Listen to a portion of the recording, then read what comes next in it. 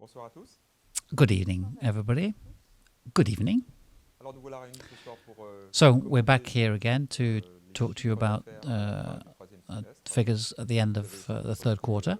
You certainly received the letter to the shareholders, which was sent by email last night and by post today. We're going to start with our people, our teams, because as you know, that's the first value of the group. And first of all, we're going to talk about recruitment. So recruitment continues. Of course, since the beginning of the crisis, as you know, we haven't deleted any jobs. We've continued to look for new talent. And now our headcount is 670 people. So our sales people has stabilized after lockdown and have returned to normal field visits. However, in Belgium, industrial customers are more reticent to receive salespeople.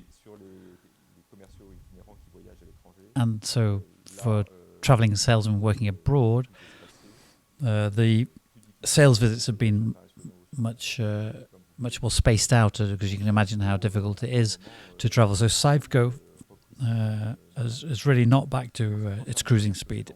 In terms of the in-house sales people, they've returned to normal work. So people are primarily in the office, working from the office. And we're thinking about a different organization for working from home in the future. And we're talking to the employees about that at the end of this year, the beginning of next year. So after this very difficult period, we've decided to carry out a quality of life work survey, which we did in 2016. This year, at the end of 2020-2021, we'll be doing the whole survey for the whole of the group, and that'll be a great opportunity for our employees to say what they think about their experience throughout the crisis and any ideas they might have for the future to improve their quality of life at work. So this survey will start in December and will end and certainly at the end of March, and we'll be able to use the results from April 2021 onwards. Patricia, anything to say about work-study contracts? Yes, in terms of recruitment, we're working with sandwich course students on the digital aspects and IT aspects. So we've got many projects with these students. I'd also like to say something about the survey that you mentioned. And it's important because we've brought on board new subsidiaries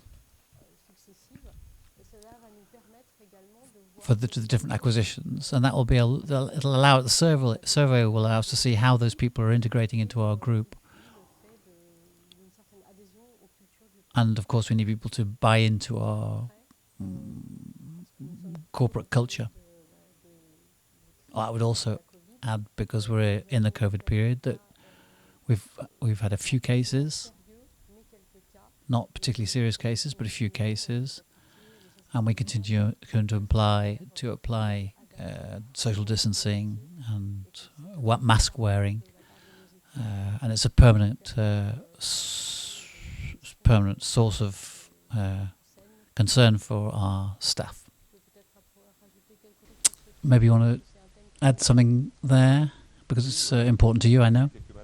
Yeah, as Patricia said, we had a few people ill, especially in Spain, but the only person who has actually been to hospital was somebody in Spain, because we were very, very careful about this, of course, and our health measures are very, very strict, and we help people to work together safely.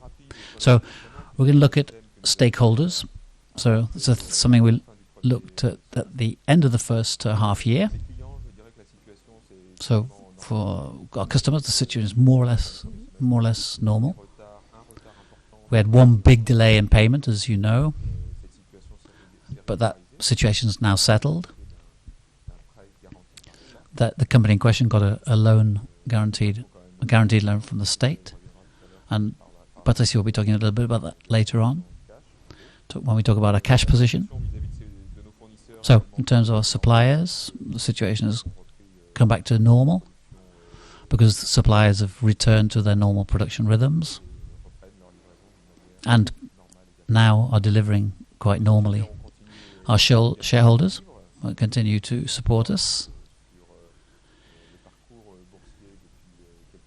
If we look at the recent history of the stock exchange, that shows that.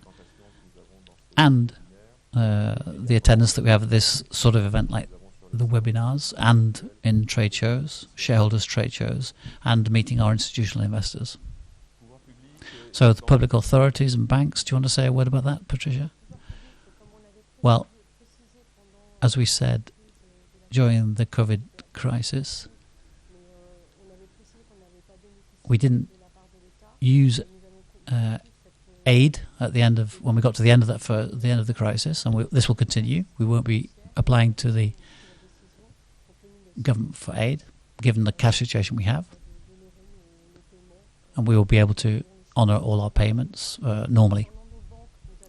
So, concerning the banks, we got support from the banks in March, who agreed to delay reimbursements of our instalments to the end of June.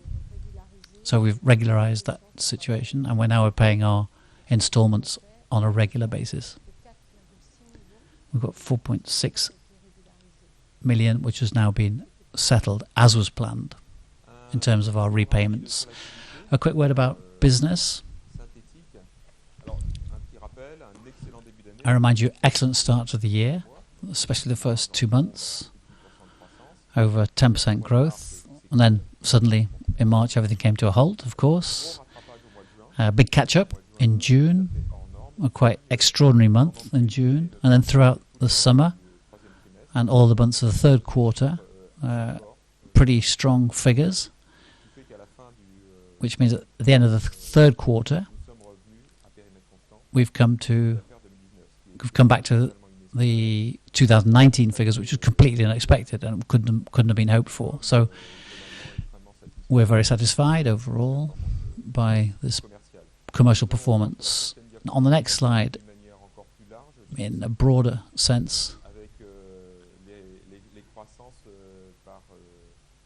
we're going to see growth per quarter. Here's the slide. So we've got 2016, which was not a particularly good year, with 3 quarters negative growth. 2017, strong growth, very strong growth in the fourth quarter. So each bar shows the level of growth. 2018, quite a modest growth through that year. I remind you of last year, 2019. You can see those bars getting higher and higher. And the year ended with a fabulous last quarter, which was above 13% in terms of organic growth. And of course, 2020, completely atypical, very chaotic, with a first quarter which was fairly stable, second totally catastrophic, and a third quarter which was very, very strong, the complete opposite, as we report in our letters to the shareholders. So we've got slight growth in our turnover overall, year on year. We're going to look now at some details per subsidiary. Now, this table shows the different levels, business levels of the subsidiaries. It's a copy of the table that you have in the letter to shareholders. The first column are the figures, turnover figures for the end of Q3 2020. The second column is the end of the third quarter 2019, and of course the trend up or down is in the third column in percentage terms. So you can see 4 subsidiaries who supply DIY, all of them progressing very well. If you take the average of those four, we've got above 9% growth, which is really, really strong. And we'll see later on that it outperforms the market, so we've got gain in market share as well. So we've got a catch-up effect at the end of the lockdown, but also French people taking a real interest in improving their homes and tending their gardens. We sell watering pumps for gardens. We sell tools for DIY. We sell bathroom taps and and plumbing accessories. So Domac and Megafair are selling the tools and welding stations and high pressure equipment, which is a range from Megafair, which started 2 or 3 years ago, and that's shown real good performance. You're right to mention that, Patricia. On Megafair's success in the high pressure hose market is really impressive, because people are looking after their gardens, they're cleaning their terraces and so forth. So a few words about Isocell. So they sell to integrators. So they had to face closures of their customers' factories during the lockdown, but in spite of that, the beginning of the year was really good, of course. And since the end of the lockdown, they've been able to catch up, more or less, and then more or less back to a normal situation at the end of September. And the turnover only down 2.7 at the end of the third quarter. So ALO, this is a recent subsidiary, been in the group for a few years. They sell equipment for swimming pools to swimming pool installers, and they've reported extraordinary figures at the end of this third quarter. Swimming pool installers haven't stopped working, both during and after the lockdown. It's a growing market, and the dedication and the professionalism of ILU staff has just added to our market share in that area, and that explains this extraordinary performance at the end of the third quarter.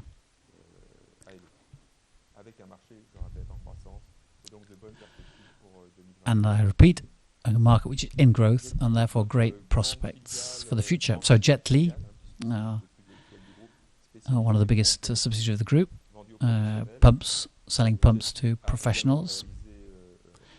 They also had a record summer, and therefore were able to catch up and find stability at the end of the third quarter, whereas at the end of June the situation was very complicated.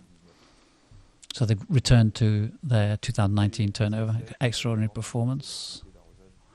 And of course they were helped by a dry summer. Thermador, they've always been selling since 1968 accessories for heating and sanitation, and they've really achieved great successes this year in a declining market globally. And they specialize in equipment for heat pumps, for example, solar equipment, biomass boilers, and these are on the contrary buoyant markets, and that's helping Thermador. So very satisfied with Thermador. So you've got two companies together, PBTum and Thermacome. Thermacome joined us at the end of April this year, and historically they were competitors.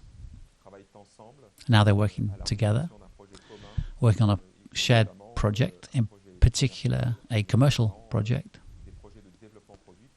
to develop new products, because we believe they can bring innovative solutions for radiation systems. And these are investments that the two companies will be investing in together. And in spite of the difficult economic situation, and with new builds down, as we'll see later, in spite of that situation, we think the future is good for them. And we have a source of supply from Thermacome because it was a subsidiary of Acom, and they remain our supplier. And so that's also a way for Thermacome and PayBTube to buy French.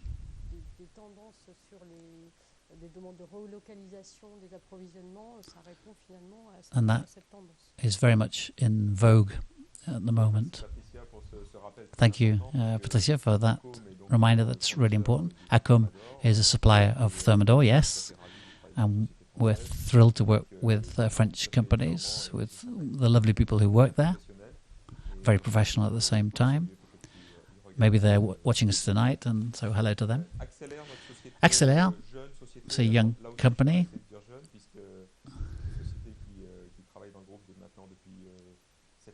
They've been in the group for 7 years, I think.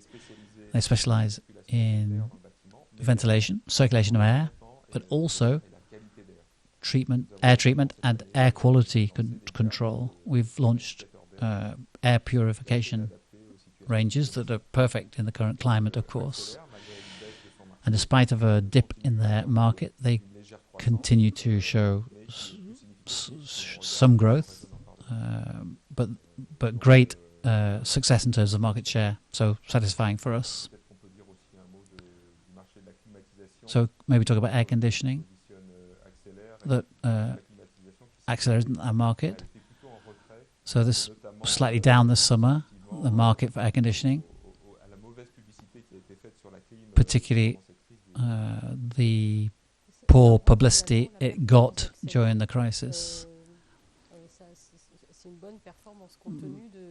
So yes, certainly given the situation with air conditioning and the share of mobile air conditioners in Acceler's turnover, it's surprising that they've managed such a good result. I think that means they've performed simply very well. So Sferaco, also a great summer. They made up some of the lost time to the end of the first half. So they sell valves, connectors to industry and construction. And those two main markets, industry and construction, fell both. But they have many projects, great projects for 2021. And we're still happy that people are still smiling at Sferaco because we still believe that they can do some great things when we return to a more favorable economic climate. So Sectoriel, they sell motorized valves to industry and also air compressors and accessories for air compressors. They've returned more or less to their 2019 figures. That's an excellent performance on a pretty chaotic market. And here again, relatively confident about the years ahead. A word about Distrelabo. So that's a company that joined us on the 1st of January this year. So it's one of the two latest acquisitions of the group. Now, suffered a lot during the lockdown in terms of turnover. And they've returned to a more or less normal levels of activity over the past couple of months. I would say that the company is getting itself integrated into the group, into Thermador Groupe. And obviously it's unfortunate that should happen this year, but during this difficult this year. And it was really difficult for them at the beginning of the crisis. FG Inox, they had a very hard start to the year, made up some of their lost time in the summer. In the 3 months of the third quarter, was practically normal in terms of turnover, and we'll see if they return to normal activity by the end of the year. So they make stainless steel connectors and flanges in France and abroad. Safeco. So this is the subsidiary that suffered most this year, and we need to think about the organisation because of these results. It's 6% down. It's not at all habitual for them. They're normally showing strong growth. We believe that the absence of our salespeople in the field is the reason for that problem. And I think in the near future we'll have to start thinking about organising our sales teams differently. Maybe they should be more present with our customers. That will take some time. The European market needs to pick up, but we have strong ambition for them. So they work with distributors, wholesalers who work with industry, their technical products. And of course, you really have to be there. You have to visit the customers in person and present the technical argument. And of course, it can be done in video, using video conferencing. But it's not as effective as being with the customer, that's for sure. We do need to think about that. Sodeco, so I'd remind you that's a group of companies with primarily present in Belgium, also in Germany, and Holland and Switzerland, via salespeople, sales offices, if you like, in Germany, Holland, and Switzerland. And they're showing growth. So they're plus 6.6%, and they work with industry directly, so industrial valves. And their turnover over the third turnover was very good because there's been loads of projects that have been delivered. Thanks to the performance, the great performance of their sales people. So we're going to give you a few elements about our French customers. It shows some trends, and we can imagine how our subsidiary is doing in terms of market share. So La FNAS is a syndicate representing almost all the sanitation sector. March, April, May, June, July, August. There was a kind of a red period and a green period, with June, July, August showing levels of turnover growth which are not sufficient to catch up with 2019, but a cumulative situation at minus 7.3 compared to 2019. The second is Brico-Brief. It's an index, all DIY, representing all DIY shops, outlets.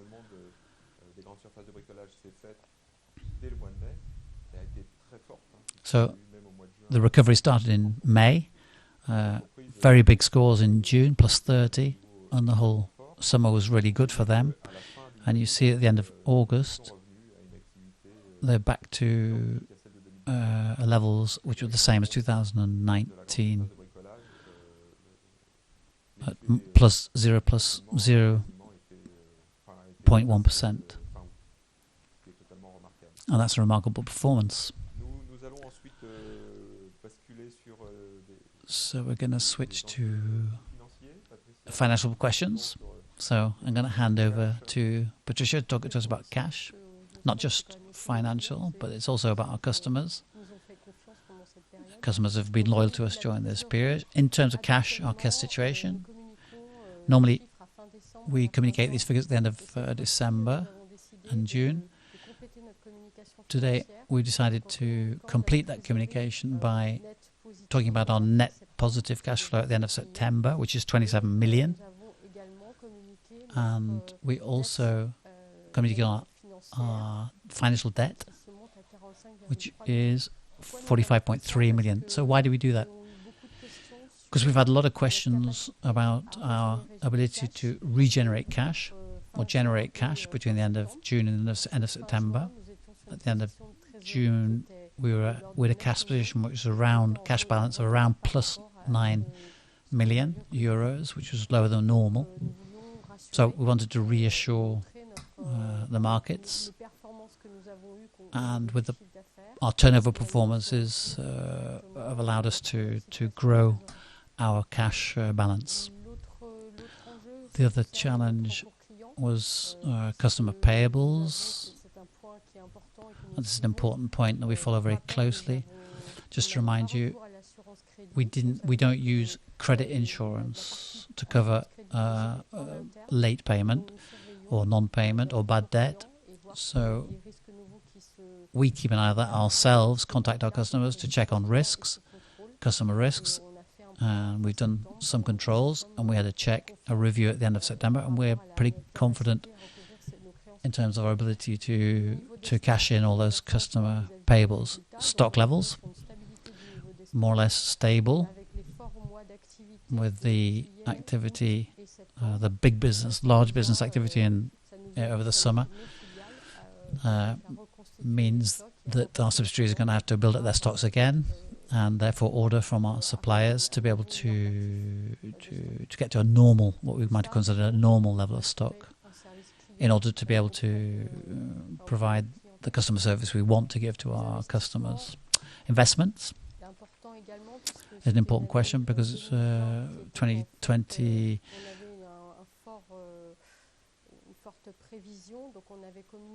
we'd forecasted big investments. We communicated 11.3 million at the beginning of the year. We've reduced that to 9.4 million euros. This is mostly real estate investments. We've already delivered a building to Dipra, which will be 2021, and we will be delivering a building for ILO in order for ILO to continue its growth, and also logistics unit for our Accélère subsidiary. So all of that means some pretty big real estate investments to the end of the year, but down on what was budgeted at the beginning of the year. A few words about our prospects. Our investors ask us questions about that for new builds in France. They think it really does impact us strongly. Of course, PB Tube and Thermacome are in the front line, but it is relatively limited in terms of impact, because we do between consolidated terms of between 8 to 10% of the group's activity. So between August 2011 to August 2020, the blue line that you can see, or green line, represents the number of building permits, planning permission approved in France, and the orange or yellow, whatever color you can see, is the number of building starts subsequent to those building permits being approved. And you see right to the right hand side of the curve, you see that very sharp drop, which is caused by the lockdown and this COVID crisis. And for the moment, that decline doesn't seem to be stopping, and the public authorities have been alerted to try and do something about slowing down that decline. So these are, what should we say, rather dark clouds for the moment. We can't see the light at the end of the tunnel.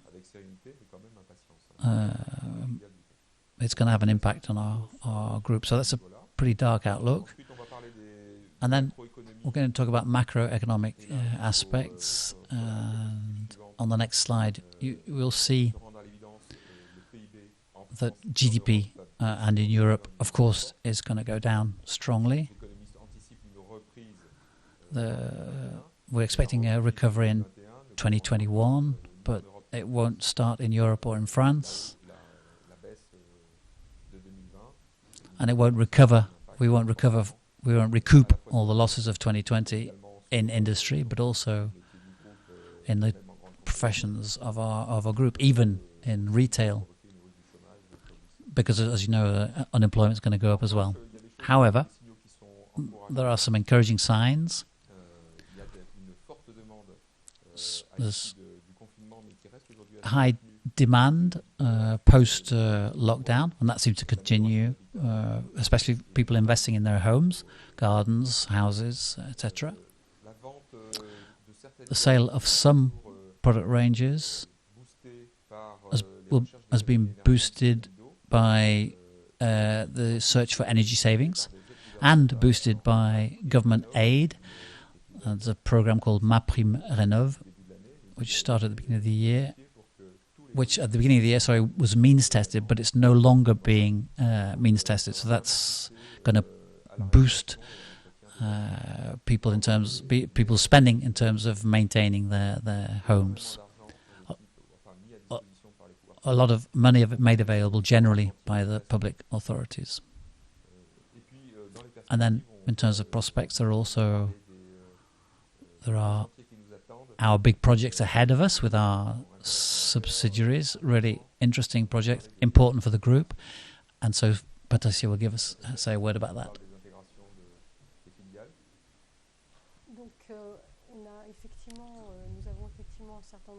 So we've got a number of projects. We've migrated Thermador Groupe into our ERP, our group ERP. That was completed in March 2020. We're going to continue with FG Inox. We have two major projects for them. The first is the migration to our group ERP. So that's planned for January the 1st, 2021. And then we're also working on building a logistics unit in Saint-Quentin-Fallavier, near our other subsidiaries. And that will be running through 2020 with a new logistics building of 8,000 square meters in December 2021. Then Dipra Rousseau. And as we told you when we acquired Dipra Rousseau, the idea was to merge the two. So this will happen at the end of December 2021. And Rousseau will be migrating also to the group ERP. And then Distrilabo. Yeah, so Distrilabo, this is a transmission phase we're in now. There's no merger project per se.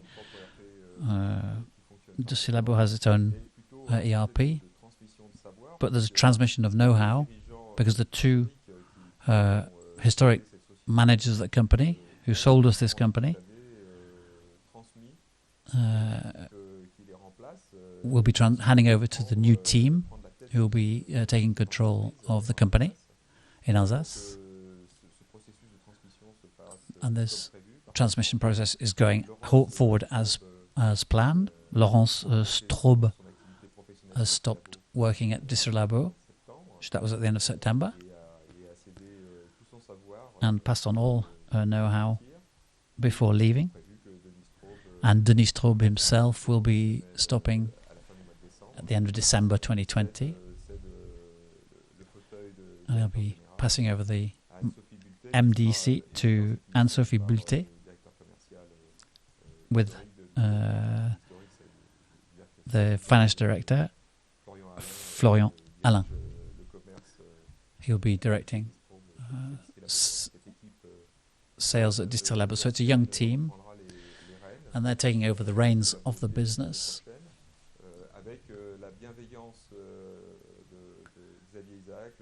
And with the help of Xavier Isaac, the boss of A2Cell will be helping with the integration of Distrilabo, setting up purchasing synergies, trade synergies to help them. And the last word about a very important project, because we bought Thermacome at the end of April 2020. Thermacome was a competitor of PubiTube on the radiating heated market and synthetic tube market. Now they're no longer competitors, they're sister companies, and they are working together in cooperation to design radiating solutions of the future. And this is going to be very promising for the years ahead. And those teams will be building that future together. Nothing urgent about that, but there's a real intention to operate as many synergies as possible to optimize their work on this radiating heating market in France. So we've finished our overview of the group's activity and the group situation at the end of the third quarter. And now we're ready to answer any questions that you might have. We'll be closing at about 7 p.m. So we've got about 20 minutes for your questions. No obligation to fill the time with those. If you have any questions, please go ahead and ask them. Because we've got the chat section open, and Ronan de Soust from Opaline is going to come to us with the questions.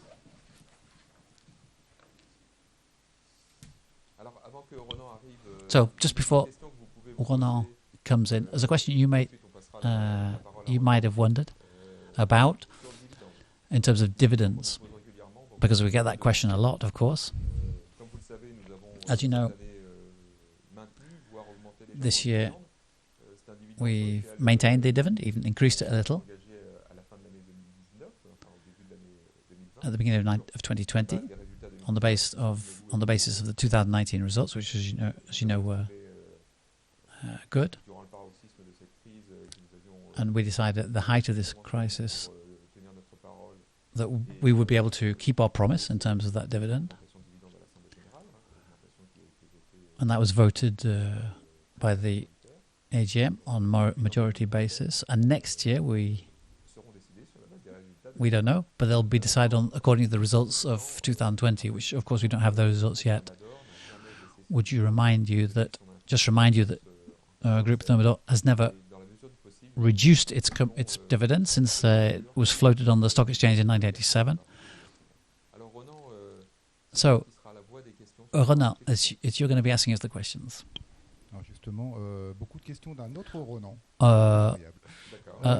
Question from another person called Ronan. Are there any employees who have been ill with COVID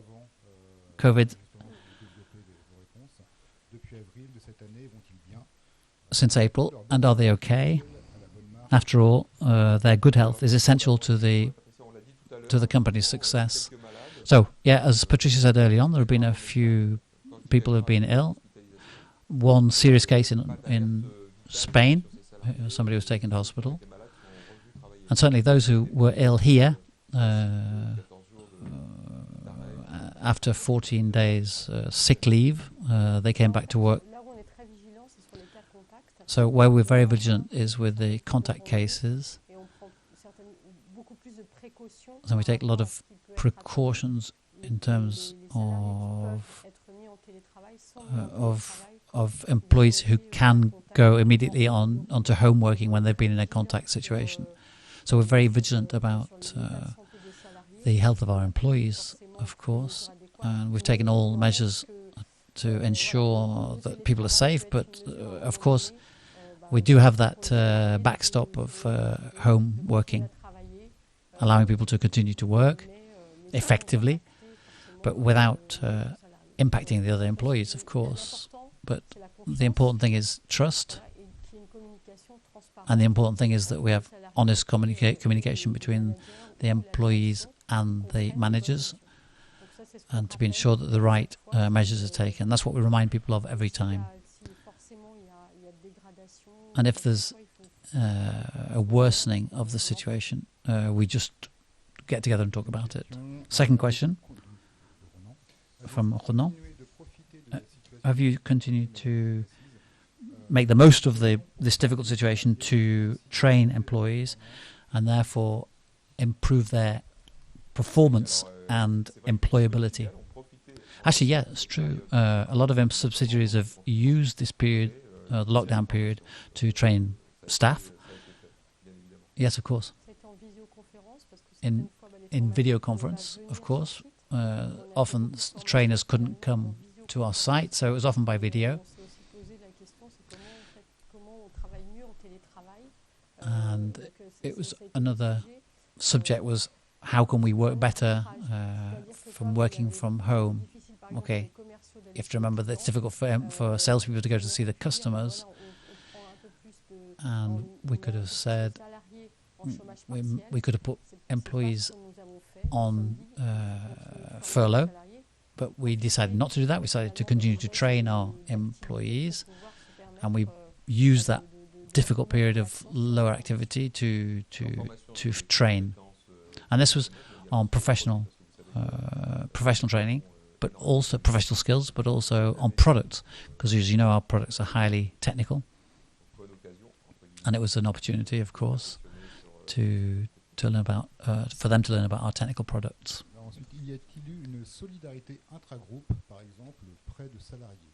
Okay, was there any solidarity between within the group? Yes, when one company of the group was working full pelt, they would be loaned, indeed, employees from other subsidiaries who had logistics staff. Because there were some weeks when we were at plus 80%, and so subsidiaries borrowed employees from other subsidiaries. And in general terms, it was the solidarity was really great between the managers. Continuous exchange about good practices, ideas, but also cross-departmental meetings, so that nobody felt isolated. There was also 2 events. DIPRA had high levels of activity, and were in the process of moving at the same time, and it was a positive thing, of course. And then we're talking about solidarity between the managers, but not only because lots of salespeople, ALO for example,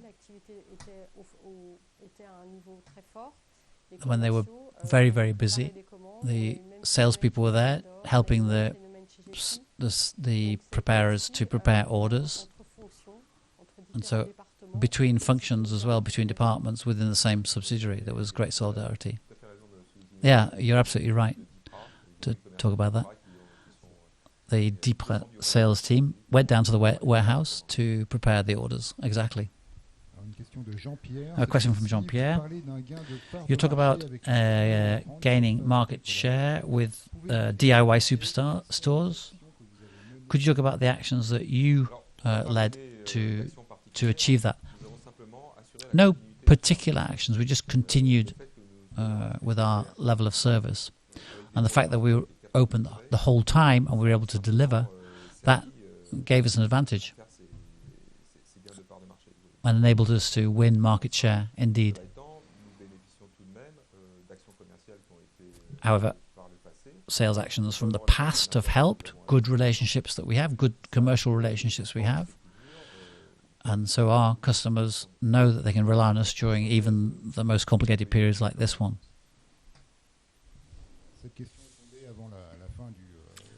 So this question was before the end of the presentation. Could you talk about the integration of Distrelabo and Thermacome? Or do you think it's a bit early to talk about that? No, I think we've more or less covered that. Anything you want to add, Patricia? It's never too early, because we're working on the work on synergies began the very day after the acquisition happened. So integration of these subsidiaries into the group was a real priority, to allow people to exchange between them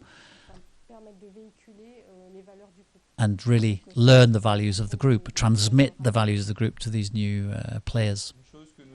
Something we didn't say earlier is that this webinar has been simultaneously translated into English. At the beginning of the webinar, I'm afraid there was a technical problem, and I think the first 5 minutes might have gone missing.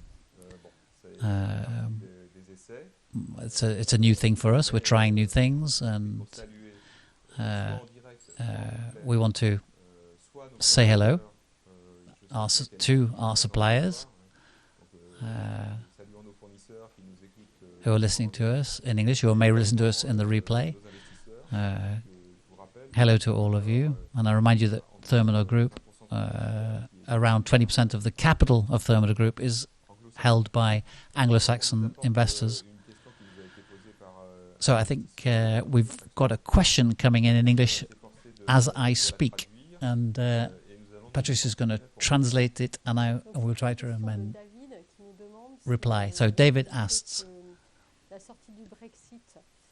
about the Brexit and England's, Great Britain's exit from the European economy. It should look like it's going to be a hard Brexit. Is that a worry for the group?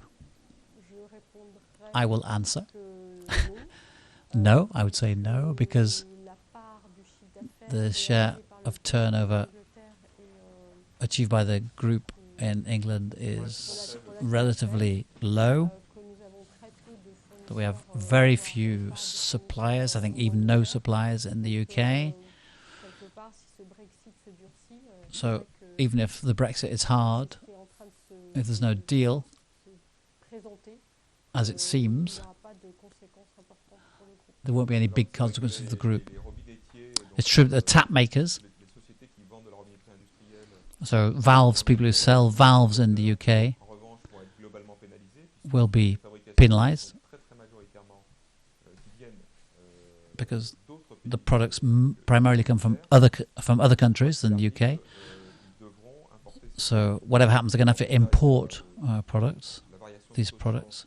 So currency levels are going to affect that. Exchange rates are going to affect that. So like all suppliers, we're in the same position. So we won't be more in any greater difficulty than any others. It's more the other way around. It's they will be in greater trouble than us.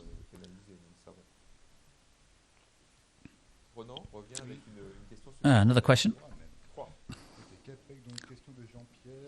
CapEx 2020. Can you tell us the share of Tele in the CapEx of 9.4 million euros? So CapEx for 2021, 2022. Are we talking about cruising speed or maintenance level on the one hand, and development, property investments, for example, on the other? Will IT investment be accounted for in CapEx or as charges? So out of the 9.4 million euros of CapEx, there's a lot that concern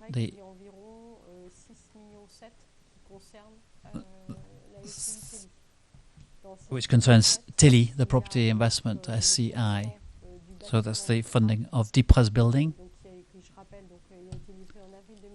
delivered for delivery in April 2021, and funding of the works that are continuing to be able to deliver the ILO and XLR buildings. That's for 2021. Sorry, that concerns 2020. For 2021-22, we'll continue to invest in property. 21 will include the delivery of the ILO and XLO buildings, and also delivery of XG Inox logistics building. So it won't be a maintenance year, it'll be a year of investment. 2022, for the moment, there may be projects for Thermador, the subsidiary Thermador. There's nothing has been decided. So what about IT? IT?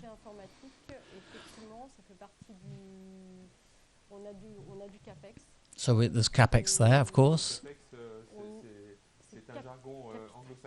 This is Anglo-Saxon speak, capital investment. capital expenditure. Most of our projects concern fixed assets, and then contribution to depreciation, which are converted into charges. So there are investments in 2021, 22. We'll continue our investments in IT, yes. In particular, we are working on an algorithm, a sophisticated algorithm, to help us for the group's sources, the buyers. It's quite a big investment. How much software and know-how? 340,000 euros. But that doesn't include the hours spent by the purchasers in the buyers in the subsidiaries. There's also the hours of our supply chain director, who's been named recently, Anis Regopion. She was already in the group before. There's also a contribution from the IT team, because it's a software database. There's a lot of time will be spent on those. So that's so there's time plus the money we put into the algorithm and the software.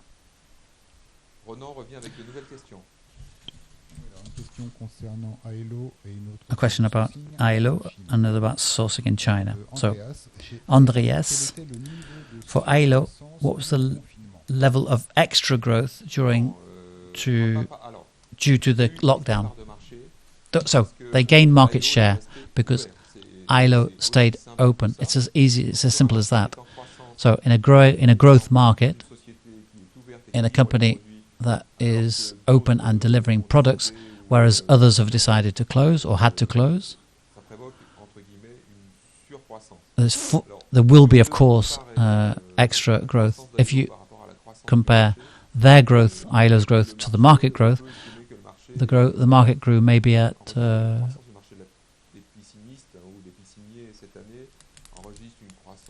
for the swimming pool installs around 20% growth, and of course ILO is much higher than that. So yes, it's an element of an answer for that shareholder. Thank you for the question. And then concerning sourcing, from Robert, what about sourcing from China? Is it meeting your expectations in terms of time for delivery, prices, etc.? I just got one more thing to say about ILO first. This extra growth is not just due to the lockdown. It's also due to the efforts and the expertise of the staff, and also, of course, the launch of new products. And it was launched in it was created in 2015, and they've been adding new products since then. So they're benefiting from that investment. Okay, they've won new customers, but they've also got new products that they didn't have in their product range in 2019. So about the next question, sourcing from China. It's a very broad question, I would say. And I think it applies to all suppliers, whether they're Italian, Chinese, French, German or Spanish. We're demanding in terms of product quality, in terms of price, quality of service, transparency and so forth. And we have commitments on our side in terms of volume, payment periods.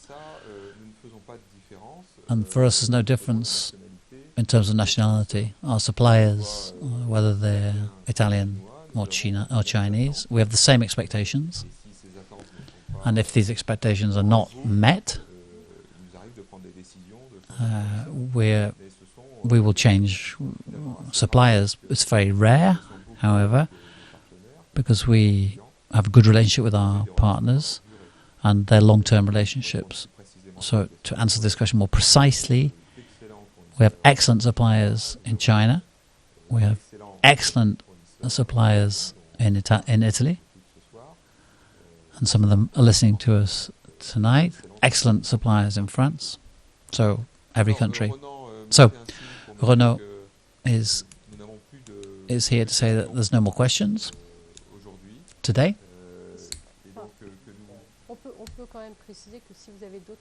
Just to say that if you have any more questions, we can answer them by email. And you can always contact us by phone, by email. There's no barrier. It's an easy way you can contact us, ask your questions, and you'll get a question, you'll get an answer if we haven't been able to answer your question today. You know, there's a special address. And it's actionnaire@thermadorgroupe.fr if you want to ask your questions. Anyway, thanks to all of you, for the many of you who are with us today, and those who listen to the replay. This is frightening precision because it's 6:58 French time. So we're going to put an end to this webinar.